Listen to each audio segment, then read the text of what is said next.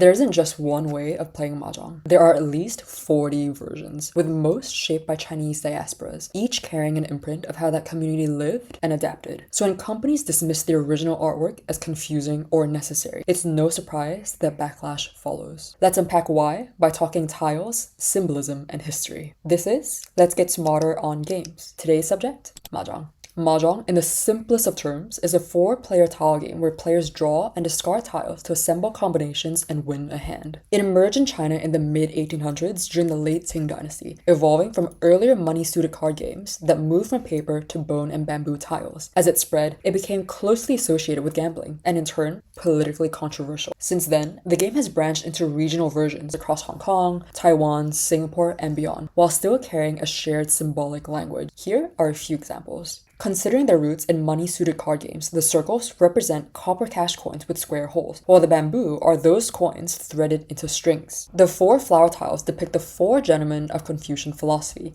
with each plant tied to a season and virtue. The game spread rapidly. After the founding of the People's Republic of China in 1949, it was banned alongside other gambling activities, condemned by the ruling Communist Party as a waste of time that encouraged corruption and immorality. The ban was lifted in the 1980s, and by 1998, the national Guobiao rules reframed Mahjong as an official sport with a codified scoring system and 3 principles for playing: no gambling, no drinking, and no smoking. While the mainland was banning Mahjong, Hong Kong, then still under British colonial rule, kept playing and the game flourished. Over the following decades, Hong Kong Mahjong became the most internationally recognized style, helped by the city's role as a trading hub whose merchants, immigrants, and visitors carried it abroad. In Singapore, Mahjong arrived with the 19th century Chinese diaspora. Migrants from Hokkien, Teochew, Cantonese, Hakka, and Hainanese communities spoke different dialects, but shared Mahjong as a common game. The local version also adds 4 animal tiles: the cat, mouse, chicken, and centipede, bringing the set to 148 tiles. In a society where Chinese groups were separated by speech, Mahjong likely acted as community glue across dialect lines. Seen across this history, Mahjong has always been adapted, with each diaspora rewriting the rules while preserving the symbolic core. In filmmaking, the game has been used as a medium for negotiating Chinese identity and belonging, from the Joy Luck Club in 1993 to Crazy Rich Asians in 2018. Academic scholarship has described Chineseness as not a monolithic and rigid category, but one contextually and individually determined. Mahjong, in a way, embodies this. It is a cultural artifact that carried identity across oceans by immigrants who used it to stay connected to home, while piecing together new lives elsewhere. The original 144-tile symbolic vocabulary generated different games, each characterized by shared cultural inheritance, yet patterned by the specific histories that gathered around the table.